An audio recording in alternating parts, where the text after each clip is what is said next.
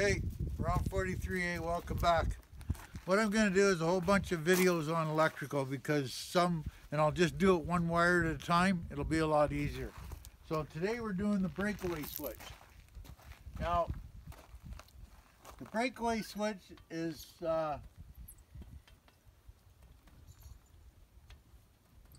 that thing that I told you that we have to have but we don't want to use it.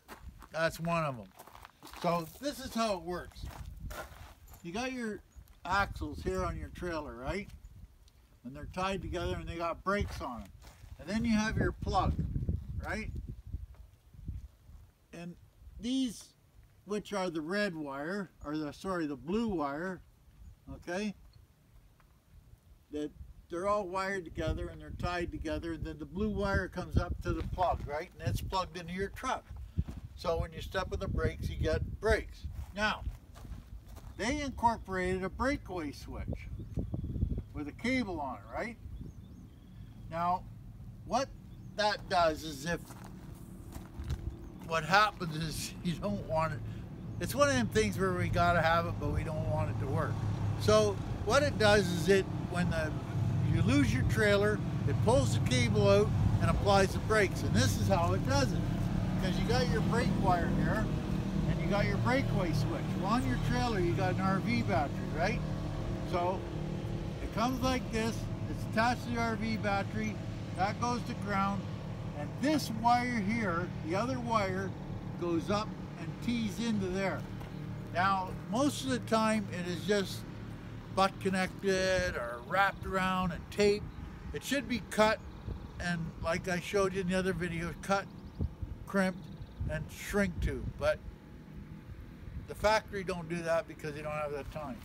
So how this works is that when you're driving down the road and you step on your brake, the power goes down to the wheels and puts the brakes on.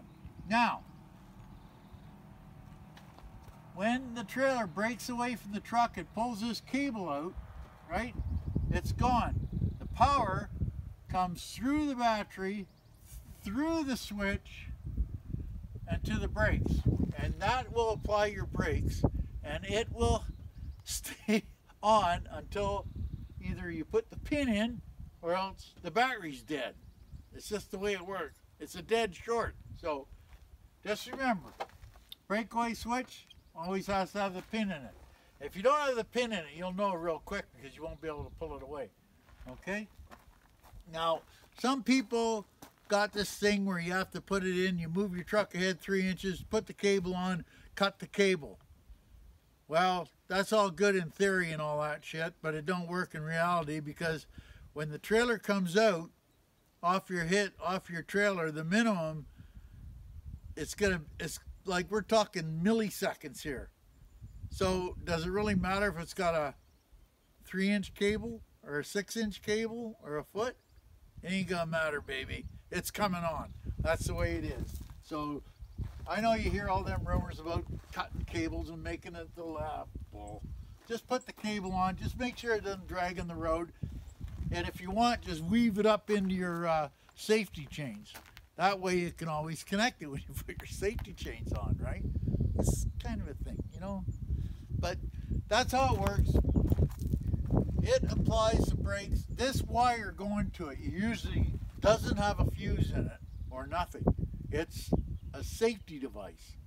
So they usually don't have a breaker on them or nothing. They're just a wire coming from the battery to this switch here, and you never need it. So why would you put a breaker in it? It's one of them things, right? But 90% of the time, don't have a breaker, don't have a fuse, don't have nothing in it. But that's how your breakaway switch goes. It's separate from the brake system. You pull the pin out, the power goes through the switch and applies the brakes with the truck gone down the road. Any questions, leave me a message or a note, and other than that, I'll talk to you next time.